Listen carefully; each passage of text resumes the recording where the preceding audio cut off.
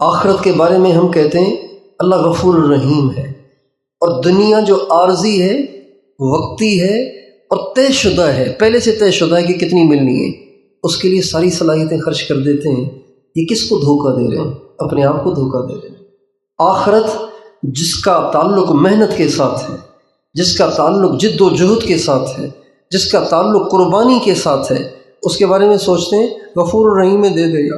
और दुनिया जिसके लिए जो तय हो चुकी है, जिसकी तकसीम हो चुकी है, अल्लाह ताला हदीस क़ुदसी में फरमाते हैं, आदम के बेटे मैंने तुझे इबादत के लिए बनाया है, तो दुनिया के खेल में अपना वक्त ज़ाया न कर, मैंने तेरी रोज़ी को तकसीम कर दिया है, ज़्यादा थकने की ज़रूरत नहीं है तुझे, रोज़ी तकसीम है।